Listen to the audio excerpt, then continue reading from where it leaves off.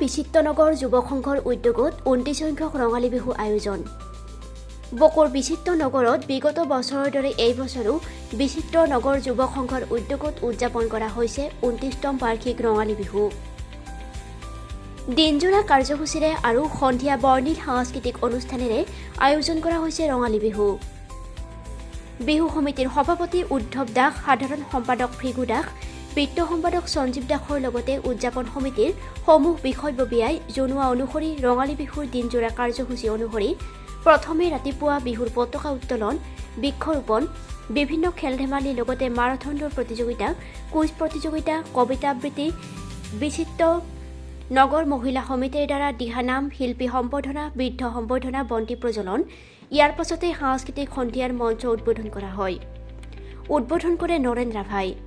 নিমন্ত্ৰিত অতিথি হিচাপে উপস্থিত থাকে ৰাভা হাছং স্বায়ত্তশাসিত পৰিষদৰ কাৰ্যবাহী সদস্য নগৰমল স্বৰ্গীয়াৰী জয়া দাসৰ লগতে বহুকেইজন বিশিষ্ট ব্যক্তি। এই অনুষ্ঠানত বিহু হুঁচৰিৰ লগতে ভিন্ন জাতি জনগোষ্ঠীৰ কৃষ্টি সংস্কৃতি প্ৰদৰ্শন আৰু বিভিন্ন শিল্পীৰ গীতপাঠ, নৃত্য সমাহাৰ ঘটোৱা হয়। সাংবাদিক বন্ধু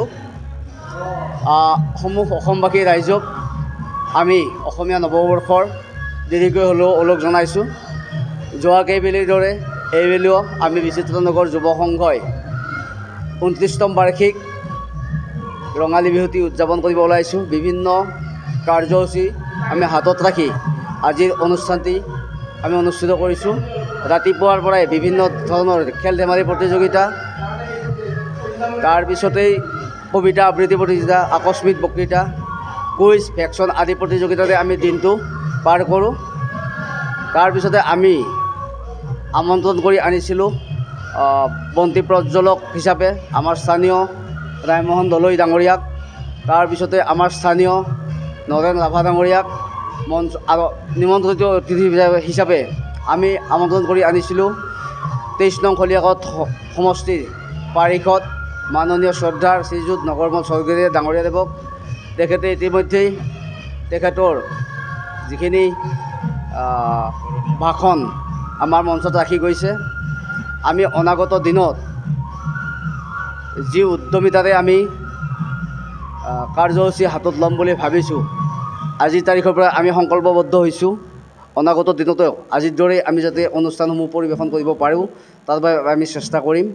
আমি ইতিমধ্যে আমন্ত্ৰণ কৰিছোঁ ছয়গাঁৱৰ ৰাংঢালী বিহু হুঁচৰি দল, লগতে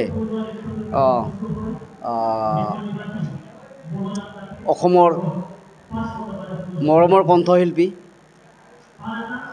বৰ্ষাশ্ৰী দাস, কুমাৰ জে, পল্লৱ, পৱন, তেওঁলোকৰ গীতৰ শৰাই আমাৰ মঞ্চত ইতিমধ্যেই পৰিৱেশন কৰিব। আৰু এইখিনি লৈ আমি বৰ্তমান আজিৰ কাৰ্যসূচীখিনি চলাই নিয়াৰ প্ৰয়াস কৰিছোঁ। বকৰ পৰা জগন্নাথ পাঠকৰ ৰিপৰ্ট, নিউজ সংবাদ।